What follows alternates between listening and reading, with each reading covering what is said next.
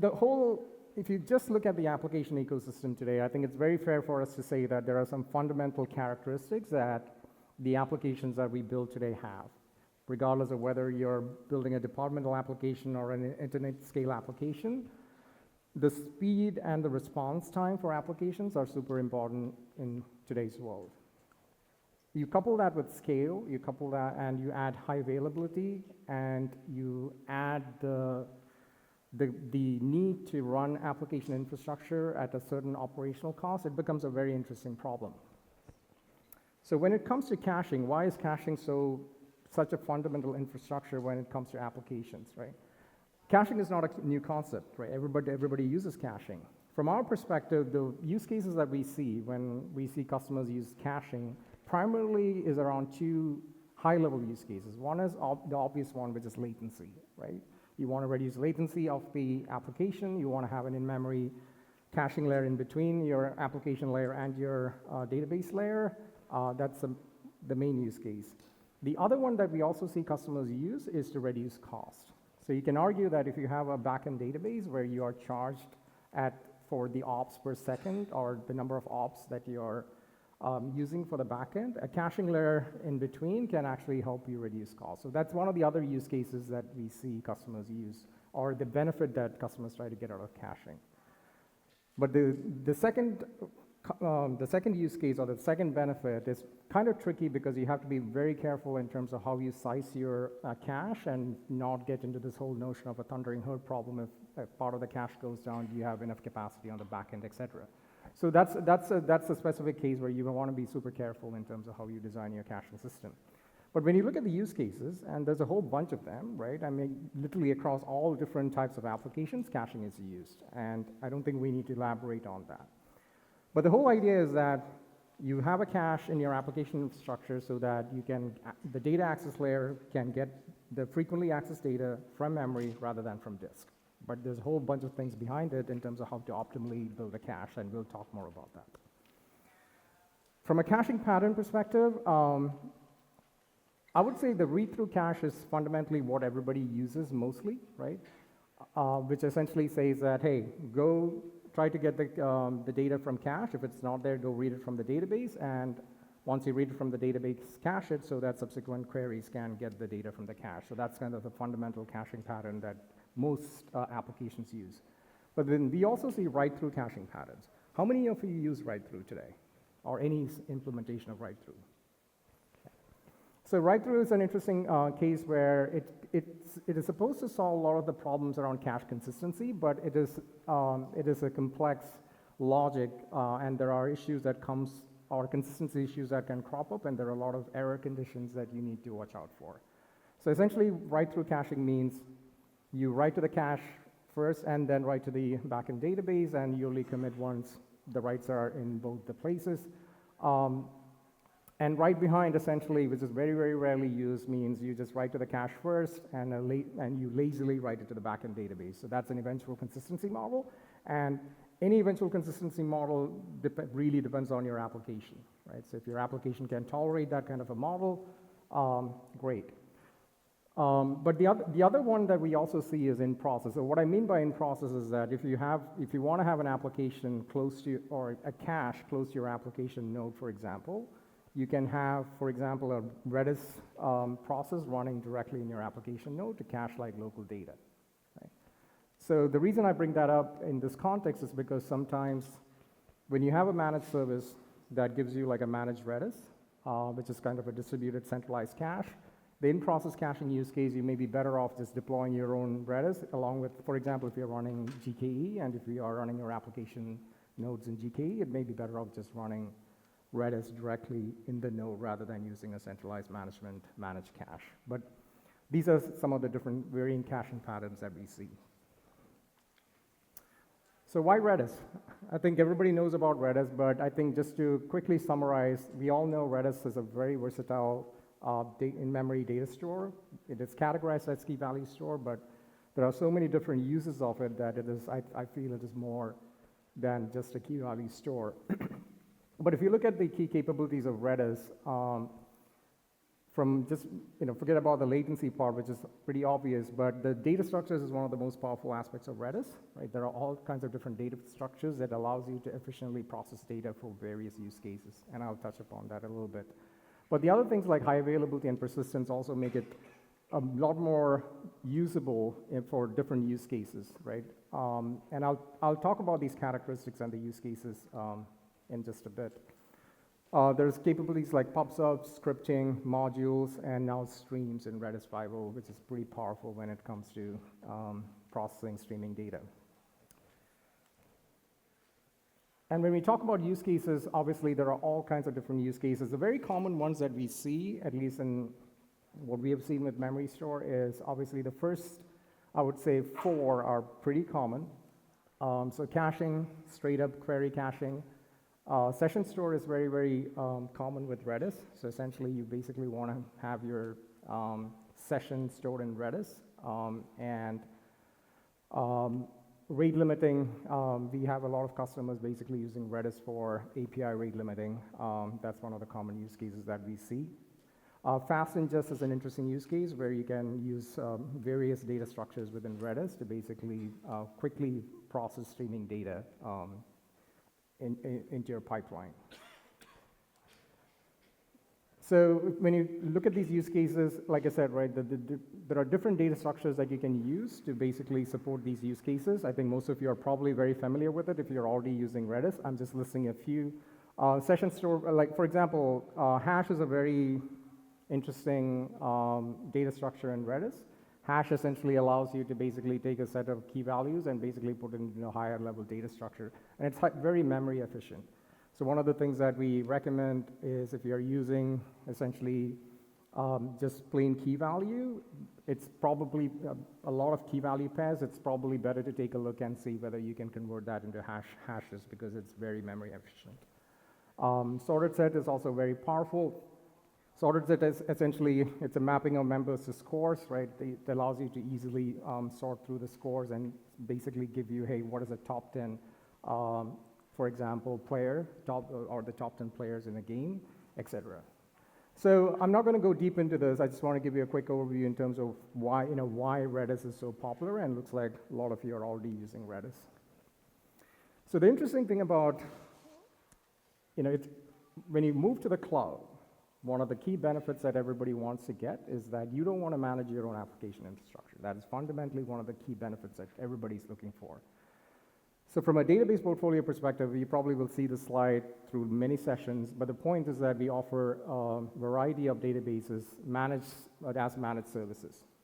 So Cloud Memorystore is our managed in-memory data store, and it's essentially managed Redis. And I'll talk more about Cloud Memorystore going forward.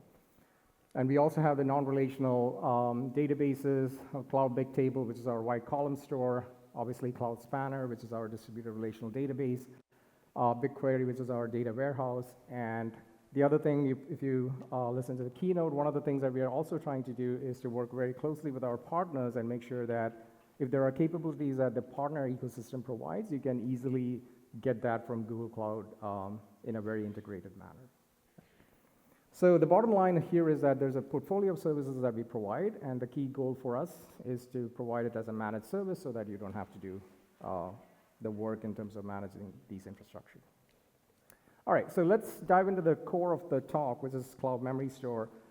This is a high-level, I would say, marketing slide, but the key point here is that there are 3 things that we try to optimize for when we run this managed service. One is it's going to be fully managed by us. So what that means is that any kind of patching, security vulnerabilities that come from Redis, etc., we automatically take care of it. We probably have already done 2 security patches already that comes from Redis. We get notified even before you get to know. So we take care of all that. The other thing that we really focus on is just availability and reliability of the service, right? For me, as a product manager, I keep telling my team that reliability is our #1 feature, right? And because that is fundamentally what you expect us to do from a managed service perspective. So when it comes to reliability, I'll talk about the different offerings that we have and the kind of capabilities that we provide with Cloud Memorystore. But the key thing is that we use replication, we have automatic failover, and we also provide SLAs around it. And last but not the least, from a security perspective, we have various capabilities that we provide to make sure that the system is secure, and I'll talk more about the details of that. So Memorystore, if you've not used Memorystore, the Memorystore comes in two flavors. One is what we call the basic tier, and that's essentially a standalone instance of Redis. So standalone instance, if you ask the question, what do you get with that standalone instance, we essentially take care of all the health monitoring, we take care of the automatic recovery from failures. The other thing that we also do is that IP preservation. So in case the system goes down and comes back up, you're guaranteed to have the same IP. So from an application perspective, you don't have to worry about IP changes. The standard tier is the replicated Redis instance. So what we provide with standard tier is a cross-zone replicated Redis, right? So you have a Redis instance that is replicated across zones.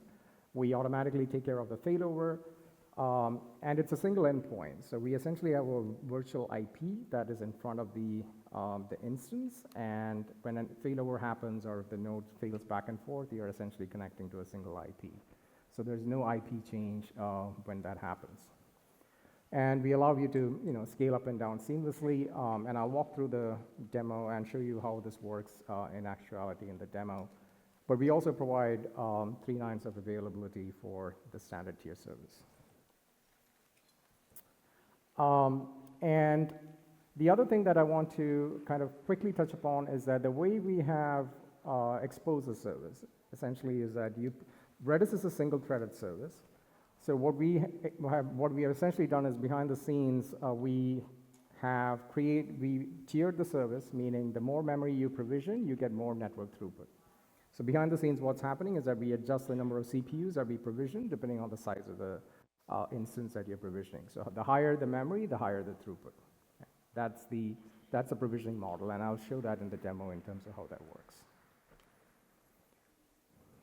So we went GA about 6 months back, and we've been doing a lot of work behind the scenes to provide more features. So we have Redis 4.0 currently in beta. We are working on Redis 5.02. The other thing that we are enabling as of next is the ability to access Memorystore from App Engine standard 2nd generation runtimes. How many of you use App Engine at all? Does it matter, or is it useful? Yeah, so again, the point that I want to make here is that it's only for 2nd gen runtime. So if you're using App Engine standard 1st generation runtimes, obviously that only supports App Engine SDK. Memorystore only supports Redis protocol. So if you're using 2nd gen runtime, you can essentially connect to Memorystore. The other thing that we've been asked quite a bit from customers is the ability to test your application before you deploy, especially when you're using standard tier instances. So one of the things that you want to be able to test is the failover, the behavior when the service fails over. So we have exposed a manual failover command that you can use to test your service before you deploy it. We added a bunch of new monitoring metrics. We have learned a lot since GA in terms of how customers are using it. So we are exposing more and more metrics to help you understand how your system is behaving and how you want to react to that. So the best practices section, we'll actually walk through each of these metrics and what are some of the things that you should be monitoring and watching out for. And lastly, we've been continuously adding regions. We are pretty much all over pretty much in all regions except maybe like 3 or 4, which we probably will roll out pretty quickly. And then we are continuing to work on our compliance support for Memorystore.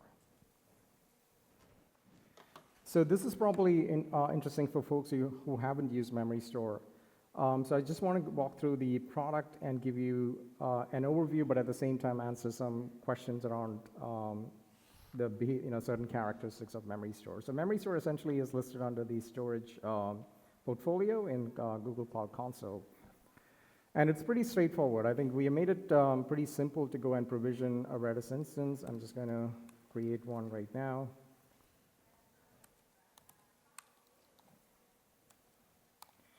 So from a version perspective, we recommend that you start using 4.0 if you are going to start using Memorystore now. We support both 3.2 and 4.0. We will, currently it's marked beta, but we will go GA pretty much in like a few weeks. But we highly recommend that you start using 4.0 going forward. And this is where I was talking about the tiers. You can select either basic or standard tier. Just going to select standard tier. So what happens in the standard tier essentially is Redis, Memorystore is a regional service, what we call a regional service. So you can pick any region that you want to deploy to. So as you can see, we're pretty much in most of the regions today. And the zone, essentially, you can leave it at any, and we will pick the zones for you. Is there any reason anybody need to pick a zone in your use case, like specific zones for a Redis instance? So yeah, so we recommend just leaving it at any, and we will just pick the zone for you. From a capacity perspective, this is where essentially you size your Redis instance, and as I mentioned, if you look at the network throughput, as you provision more memory size, you get more network throughput. Okay.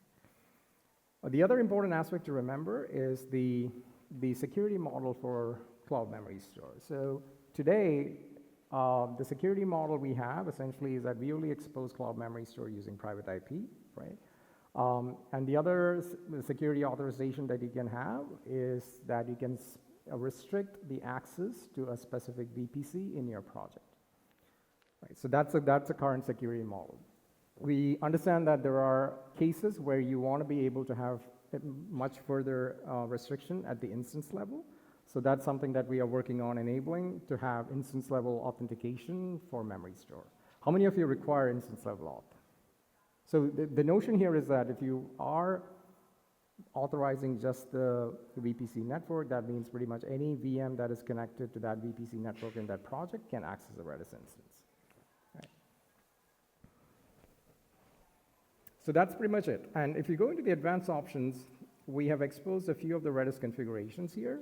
We haven't exposed all of them, and this is something that we try to do intentionally in terms of exposing the configs, but we have exposed the main ones. The key one that you want to watch out for is max memory policy. The max memory policy by default, we set it to volatile LRU. I'll talk more about the eviction policies later on, but that's something that you want to be super aware of in terms of what is a default that we set, and that's volatile LRU. That's it. So you click create. Oh, I shouldn't use this. You click create, and that's pretty much it. That's all you need to do to provision a Redis instance. And once you provision, you basically get the management capabilities right here on the console. We have essentially a list of metrics that we expose in the console itself that you can use to monitor. But our recommendation is that you use Stackdriver for monitoring Cloud Memorystore, because we expose a lot more metrics in Stackdriver compared to the console. And Stackdriver also gives you additional capabilities like alerting, etc. So we will have a demo in just a bit to just talk about the different capabilities or different monitoring metrics that we have, and what are some of the things that you want to watch out for when you monitor Memorystore. How many of you use shared VPC in your environment? Nobody. Okay. The concept of shared VPC is something that you probably will run into if you start using GCP a lot more. So the concept is that you can basically share a VPC network across multiple projects. There's a concept of a host project and service project, meaning if you are, let's say, from a DevOps perspective, you want to be able to give autonomy to individual application teams. You can basically create multiple service projects and share a common network across all of them. So in that particular case, it's one of those things that if you want to deploy Cloud Memorystore into one of those service projects that is currently not supported, that's one of the things that we are working on. So if you have that particular use case, that's something that we will enable pretty quickly. A good example of that, I wanted to mention real quick, we have customers who want to set up a demo environment, or sorry, a dev or test environment where they share a Memorystore instance across multiple applications or multiple versions of the application, and shared VPC would be useful in that case. So one of the other important points that I want to make with where we are with Memory Store is that both basic tier and standard tier instances are single master, right? So that becomes an interesting thing to be aware of, because obviously Redis being single-threaded, there are certain thresholds that you will hit pretty quickly if it is a single master based on your workload. So the solution for that obviously is Redis clustering. We haven't enabled Redis clustering yet in Cloud Memorystore. So that's something, again, that we are working on. So that's something that you need to be aware of. And I've seen this a few times where customers look at standard tier and they expect it to be a scale-out model, right? But in this particular case, it's just a highly available Redis instance with a single master. Has anybody deployed a Redis cluster today by yourself in GCP? Okay. So now what I want to do is I want to touch upon some of the best practices around when using Cloud Memorystore. So when I look at best practices, and this kind of spans mostly best practices around Redis, right? And there are some specific things around Cloud Memorystore that you want to be aware of when you are using the service. So when you look at the best practices around Redis, I look at it as three buckets of things. One is there are things that you can do in terms of storing data where you can do things more efficiently. The other one is how do you manage your evictions, right? And that kind of ties into also the memory management aspects of Redis. And finally, monitoring, that's something that we want to talk about very specifically around Cloud Memorystore, because there are certain things that we do from a managed service perspective that will be useful for you to understand, that will help you to manage your instances better. From storing data perspective, there are a lot of very good recommendations out there. I just wanted to touch upon like three things that we find very useful from a Redis perspective, right? I think one of the things is that if you can compress the data whenever possible, do that. So there are very good libraries like Google has a snappy library that you can use to compress data. So that's a very good way where you can, depending on the kind of data that you store in Redis, you can even get like up to 50% compression. So that's one of the things that you should definitely look into when you are using even Memorystore, because Memorystore behind the scenes uses open source Redis, right? So any best practices that that applies to open source Redis also applies to Cloud Memorystore. The other one that we see quite a bit is that in terms of using the write serializer, right? Java serializers are notoriously inefficient, so there are some very good serializers out there. Google's protobuf is one way to serialize the data more efficiently if you want to store it in a binary format. So there are a lot of that's one of the things that you want to take a close look at again in terms of how you store data, because again, it's all about how efficient you can be in terms of memory, because memory is expensive and the more data you store, that can quickly add up. And I mentioned this before, using hash data structure to reduce memory usage is, again, it all depends on the kind of data that you're storing, but I think the key point that I want to make here is that it's important for you to look at it from a Redis perspective and apply the best practices that you would apply for Redis if you were deploying it on your own, even when you're using Cloud Memorystore, right? So I think that's the key point that I'm trying to make here when it comes to best practices around storing data. Eviction policies are very, very important, and it's something that you have to be super aware of. And eviction policy is all about how you actually want to store data and how long you want to store data, combined with how much money you want to spend in a way, right?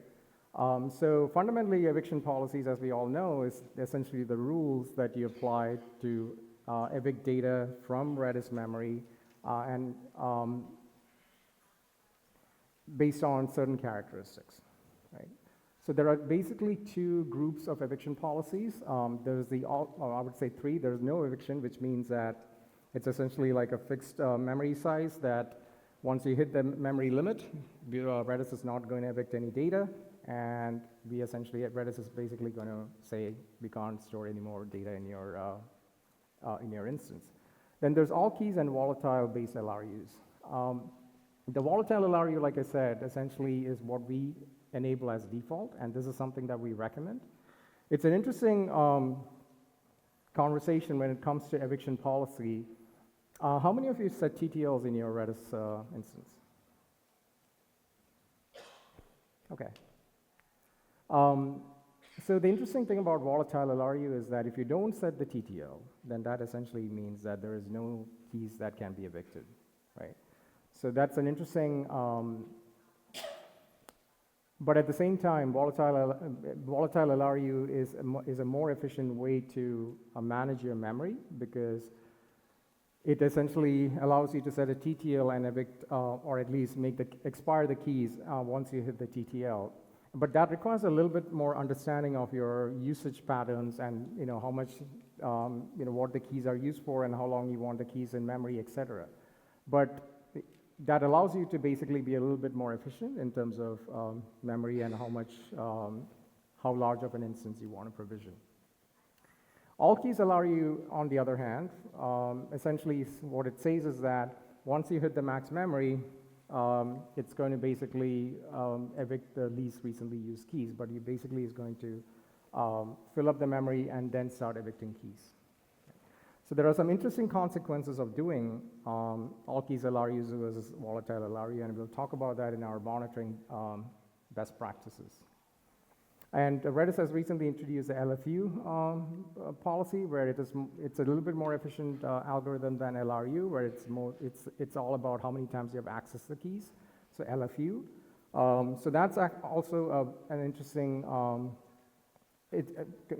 Compared to LRU or similar to LRU, again, you just need to have a good sense of how your keys are being used, and then using LRU or LFU will actually help you with better memory management in Redis. The other key thing is, how many of you said are using Cloud Memorystore? Okay. Have you guys run into memory fragmentation issue on your side? Okay, so we take care of that. So memory fragmentation is a real problem in Redis. It's, again, like I said, if you're using open source Redis, you will run into memory fragmentation problem. And what memory fragmentation is basically, Redis has a concept of max memory, right? That is essentially the memory that you set for the Redis process. But the way Redis allocate memory, Redis can actually consume more memory than what is allocated for max memory. So it'll essentially creep into the system memory that you provision, or the excess memory that you provision, and at some point you will run out of system memory, and that'll cause a crash. The reason memory fragmentation happens is for a few different reasons. If you have homogeneous keys, then the memory allocation is pretty homogeneous when you use the malloc operator. But if you have varying size keys, then it's quite possible that you will run into high fragmentation, or there's more chance of running into high fragmentation. So when high fragmentation happens, there's a bunch of memory that is unusable, and then you quickly get into a situation where Redis has to consume more memory than what is allocated for Redis, and then you get into that issue of basically running out of system memory, and that can potentially crash Redis. So one of the key things that you want to watch out for is have things in place that will allow you to detect memory fragmentation and take action on it. So our best practices demo, we will walk through what is that you need to watch out for, because there are only certain things that we can do from a managed service perspective. There are things that we do from a managed service perspective to ensure that your systems are up and running, but there are also cases where you want to be proactive about not getting into a situation where you have high memory fragmentation. This problem was actually worse in 3.2, but in 4.0, they have introduced active defragmentation, so that when the instance is running, there's a background thread that basically defrags the memory. This comes with the cost of a higher CPU, so this is something that you basically want to turn on and see for your workload what the CPU overhead is. But based on everything that we have seen in the community and the testing that we have done, it seems to be a safe thing to turn on. But again, depending on your workload, you want to monitor your CPU when you do this. So Monitoring fragmentation and taking action is, is one of the things that if you start using Memorystore, you absolutely should know how to do that. And even if you're not using Memorystore, from a Redis perspective, it is important to understand what are some of the metrics that you should be monitoring to make sure that your system runs in a very stable manner. So let's go over that. Can we switch to the demo, please? Let me just switch over real quick. Oh, it's already there. It's already there. So let me quickly walk through the stack driver monitoring if you haven't used stack driver before. So stack driver is Google Cloud's monitoring platform. So it's like CloudWatch for AWS if you're familiar with AWS. So in stack driver, what you can do is you can essentially go look for metrics. So in this particular case, you can say Redis.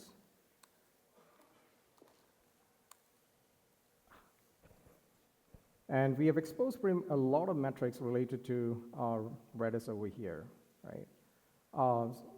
So there's a lot of metrics that you can monitor, but the question is, what are the right set of metrics to monitor, the baseline set of metrics that you want to monitor, and what are some of the trends that you want to watch out for? And that's what that's what we want to kind of talk about here. So what we have done is we have created a couple of dashboards here. Let me just go back. So what we have here is an instance where we are running a benchmark behind the scenes. We are running a memtier benchmark. So what we are essentially doing is we have created an instance with the basic of the default eviction policy, which is volatile LRU, and we have set the time to live to be very short, right? So in this particular case, as you can see, the max memory is set to 10 GB. So the first graph is essentially a graph between max memory and use memory. So the system is actually running pretty stable right now, right? So there's enough memory available for Redis to consume. But that's one graph that you want to monitor to ensure that your memory consumption is okay. The next graph, which is the system memory usage ratio, is something that we just released. So this is essentially the graph that tells you how much fragmentation do you have in your system. So system memory usage ratio, what we do when we manage the service is that Redis obviously requires, when you provision a Redis instance, you obviously require some overhead to take care of non-data set. Redis has a whole bunch of background threads and operations that they do. So there's a recommendation of, you need to provision some system memory over max memory to make sure that the system is up and running in a stable fashion. So we take care of that today. But the thing is that you need to be able to even then, there will be fragmentation that happens in your system. So when you monitor system memory usage ratio, essentially what you're looking for is, you want to look for whether the graph is trending towards 100%, right? So based on the overhead that we provision behind the scenes, your system memory usage ratio will always start at a percentage, right? Typically, it's going to be around 60%. Which is fine, because that's based on the amount of overhead that we provision behind the scenes. But the key thing that you want to watch out for is what is a trend as your workload peaks and over a period of time, whether it's trending towards, let's say 70, 80, 90%, right? So that's a key graph to watch. Byte spending replication, again, is a very interesting thing that you should always watch for, because Redis replication is asynchronous, right? And depending on your write load, you can obviously have depending on the write load and the kind of instance that you have, you can have a pretty big replication backlog. And this is just the nature of Redis. So what that tells you is that whether your instance is able to sustain the workload that you have running on that particular instance. The consequence of byte spending replication going high essentially is that it can also drive higher memory consumption, but also Redis can get into this behavior of doing a full synchronization once the byte spending replication go below a certain limit. So that's, again, another key graph to watch out for when you're doing, just managing Redis in general. But all these metrics are exposed for you, so you can just use Stackdriver to do that.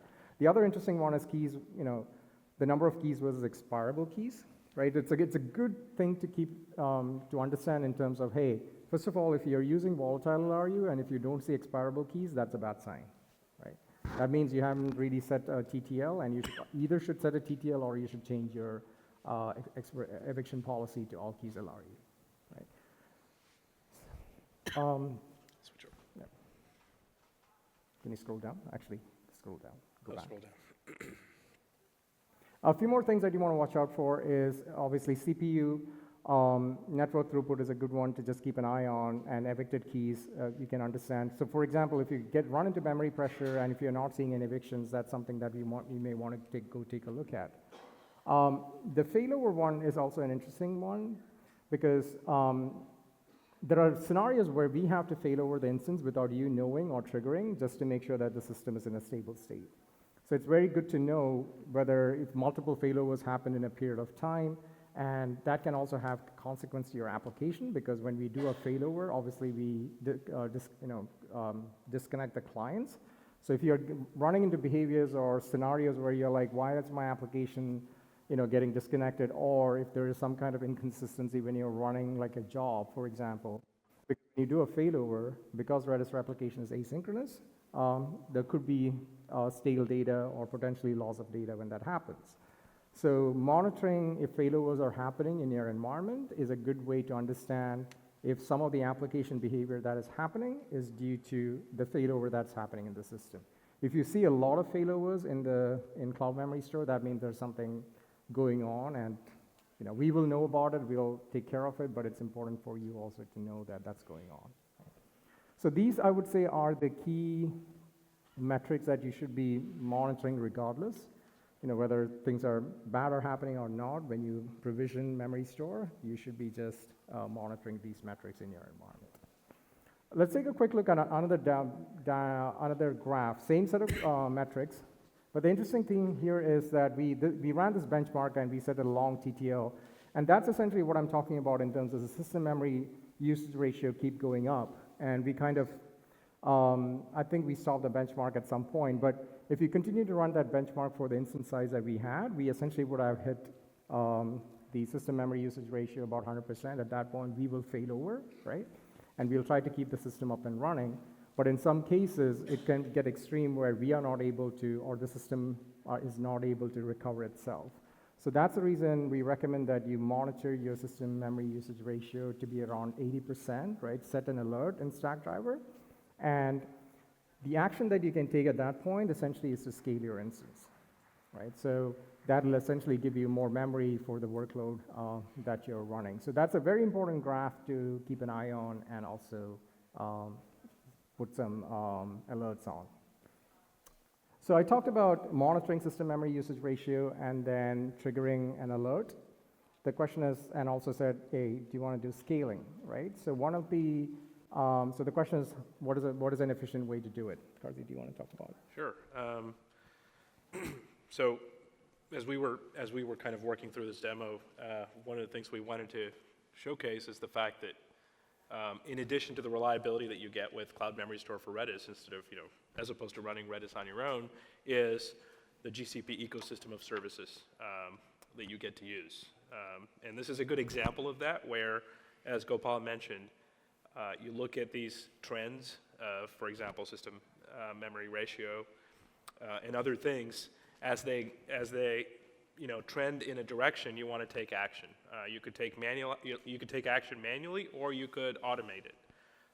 And this is one way to do it. The reason we want to talk about doing it this way is because it's fully serverless, and serverless is all the rage. You're not standing up separate VMs and things like that. And this counts on the fact that Stackdriver is essentially a giant time series database. So you can inspect, the metrics that you're interested in inspecting, for example, the ones that Gopal pointed to, and you can do that on a scheduled basis. As I'll show you, we're going to do it once every minute, sample the metrics that we're interested in kind of seeing the trends for, and then based on how they're trending, you can actually use a cloud function to scale up your Cloud Memorystore for Redis instance. And this is because we give you an API, just like with every service that GCP has, Cloud Memorystore has an API to initiate a scale up. So you can automate this. So let's look at that real quick, if we could switch back to the demo. So I mentioned the Cloud Scheduler service. This is a service that we recently released. You don't want to stand up a VM and run cron on it. You want to use a reliable service for this. The way this works is you can set up this service to generate a pub/sub message, and then, in this case, we're going to do it once a minute, and then based on the pub/sub message getting deposited into a topic, you can run a cloud function. And I'll quickly talk through this cloud function. I don't want to take up too much time. I hope there are folks or most of the folks in this room hopefully know Python. Essentially, what we're going to do is check to see if our system memory usage ratio is trending up rapidly, and that is up to you to decide. And then another thing we have to pay attention to, if you remember, we were tracking was the bytes pending replication. We want to make sure that this is not some crazy number where it's like 8 gigs behind. You don't want to trigger trigger a scale-up event at that time, because you might have data loss. So you have to balance this. And what we would recommend is, try to get ahead of the situation where if you're seeing growth early on and the growth is going to continue on, then trigger this kind of scale-up event. And then at that point, you decide, how much to scale up by. In this case, I've just randomly picked 2, and you call the scale-up function, which uses the Cloud Memorystore for Redis Python SDK, and basically, sets the memory size to the new value that you would like it to have. Of course, you want to make sure that you do this, with some boundaries in mind, because obviously we have a limit of 300 gigs, and you may have some, limits in terms of budgets and things like that. Keep that in mind when you automate it. But it is recommended that you automate this, within reason.